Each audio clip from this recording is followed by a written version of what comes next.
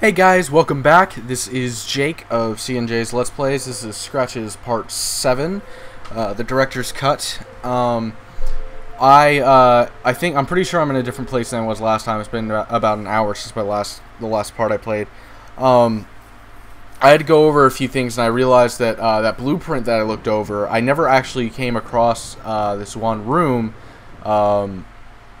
in order to do the next part. So I looked at the blueprint for this floor, and there's evidently a room right here. So, gotta take the knife out, start cutting that shit up. I scratched at the wallpaper only to reveal a doorway that has been bricked up. So, now what we do is we go upstairs and go all the way up to the top of the tower. God damn it. Ah! Sorry. Alright, there we go. And now, see how the window is open. I need to use the rope. So, see, the rope's now tied up on here. So, I grab this. It was too risky. The rusty metal frame would have torn the rope if I threw it out of the window. Right. Okay, so there it is. God damn it.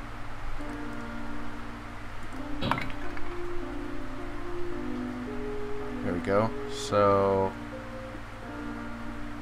now, there we go. And now I can go out. No, wait. Apparently not. Apparently not yet. What's the fucking problem?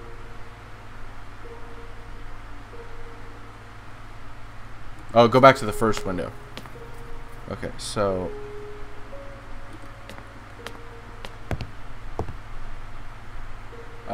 fuck. Go back up. There we go. Alright, so gotta grab onto this. Alright, I carefully pondered the situation and thought about what I was about to do. Okay. Wait, what the hell?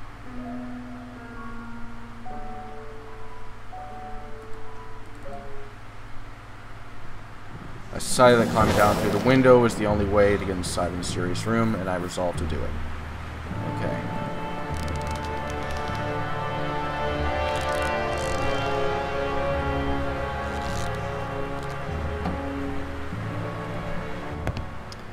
Now on into the room.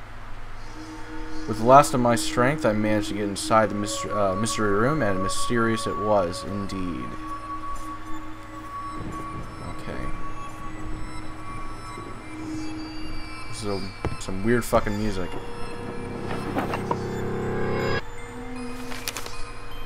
Birth certificate. Catherine Lydia Blackwood. Maiden name Delverton. Father's name, James Thomas Blackwood. Occupation, engineer. Oh, so this is okay.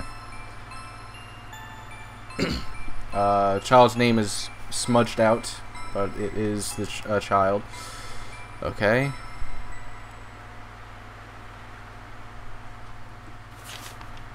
I wondered if this member of the family was still around town and would perhaps be able to shed some light upon the past history of the house. I had to find some way of getting in touch with him. Okay.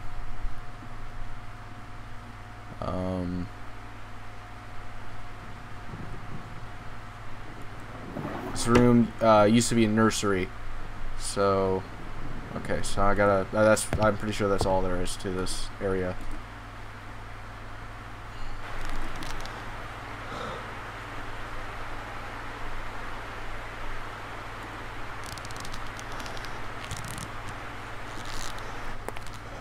Okay, so go back downstairs.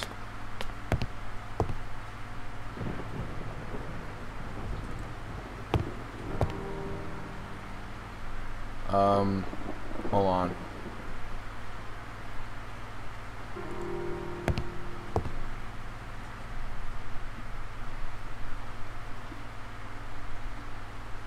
fuck. I'm sorry, guys. Okay, I'm supposed to go up the attic.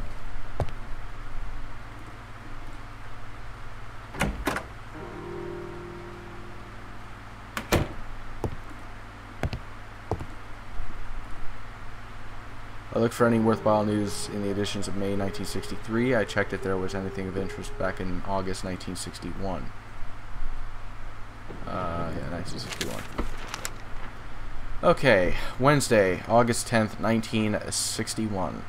Sad news hits our beloved town today, following an announcement that was received with rejoicing amongst many that one of the most illustrious members of our community, Mr. James Blackwood, was having a child soon.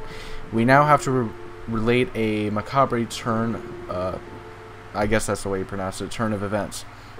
The son that was being lovingly awaited by the Blackwood family died shortly after the delivery due to a strange ailment. Understandably, the information disclosed about this happening was succinct. It appears that Mrs. Catherine Blackwood was already suffering from pains in her stomach, probably an indication that there was something not healthy about her pregnancy. Dr. Christopher Milton, who attended the birth, assured us that he made every possible effort to ensure a safe delivery, but with bowed head, he said that the boy was already doomed ever since his conception. The cause of death has not been stated, but those few close to the Blackwood family have said there were serious complications during the delivery. Helping to relieve that somber news, Mrs. Blackwood was thankfully found to be out of danger. Her husband did not wish to comment about the event. Okay. So, the child's dead. My huge disappointment quickly gave way to an empty, void feeling. Something wasn't right here. I began wondering if James Blackwood was somehow involved with the death of his son. Okay.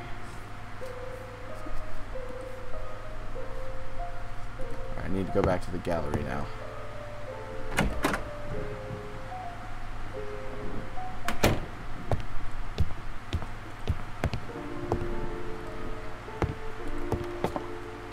Come on, hurry up. Down here.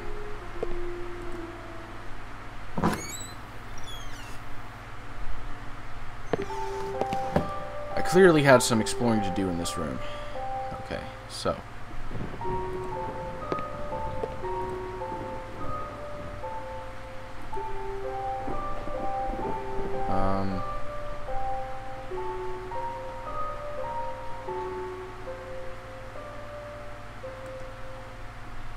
Oh yeah, in the dream it was different.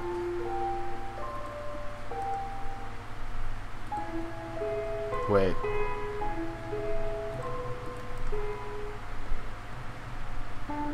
What the hell?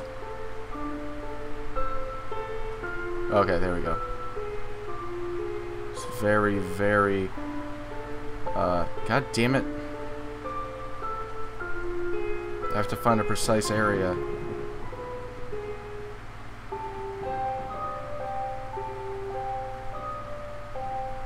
Oh.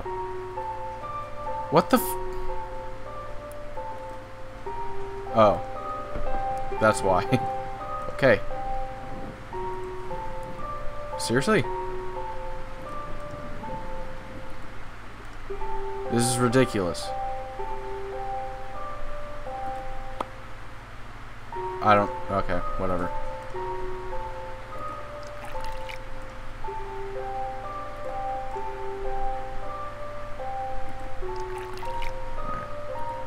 Now let's try it. Ah! Here we go. And then I guess the hammer.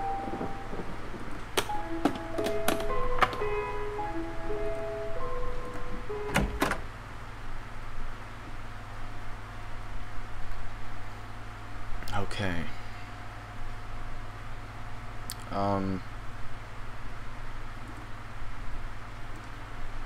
So, let's see.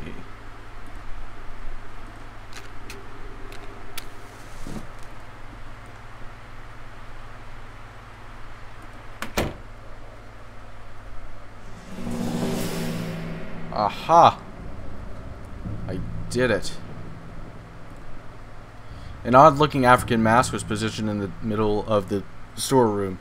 Its presence made me feel terribly uneasy. Ah, excuse me. Come on, really?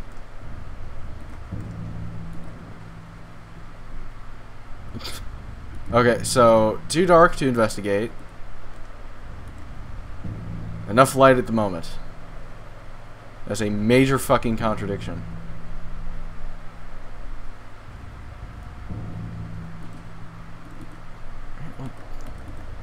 Fucking hell, man. Okay.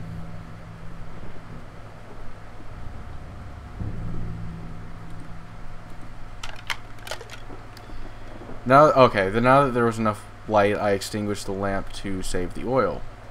Now I can look at this shit. Okay, so June 24th, 1962. Dear Christopher, please excuse the tone of this letter. I know I must sound like a raving madman, but I truly can't find a proper way to put together all the thoughts that have been taking my sleep away these past days.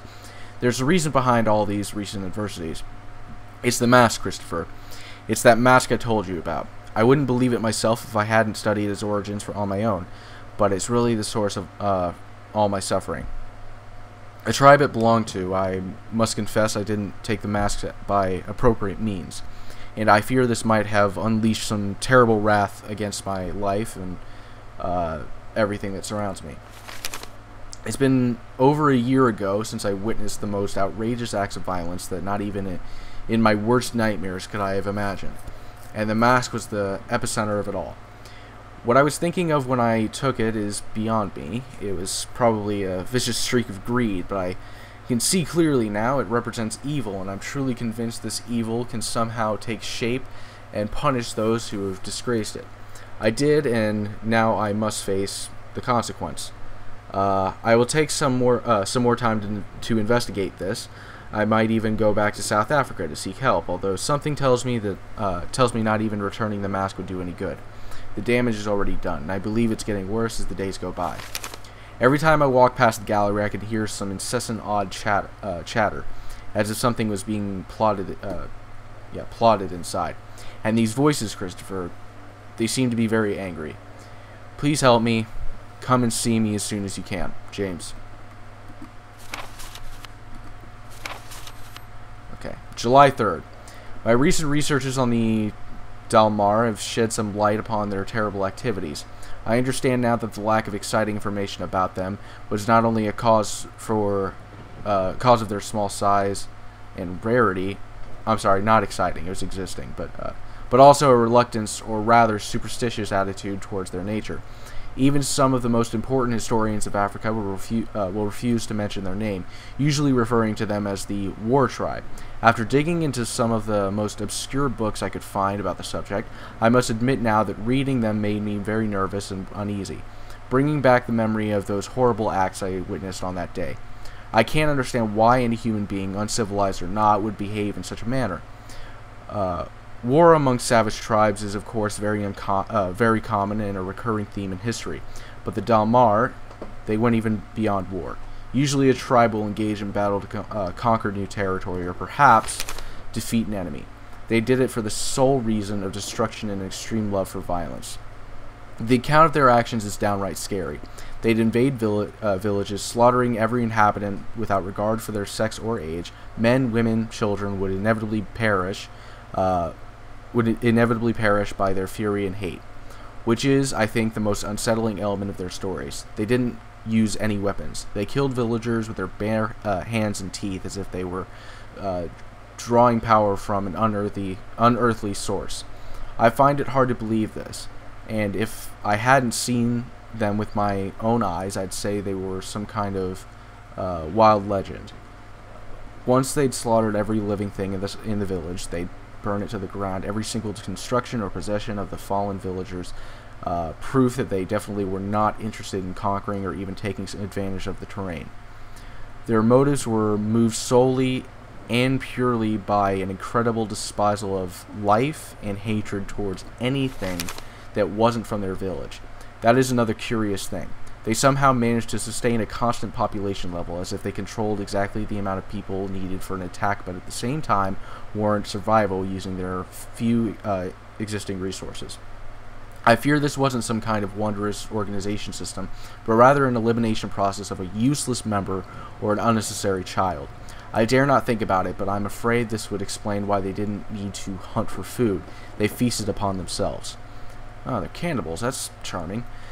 Now I know what the mask I took stands for, and I shiver at the thought of it. I must confess I'm worried. I don't know why, but I fear for my life. Okay. So. I'm sorry. Go back to the guest bedroom and work on it. Okay.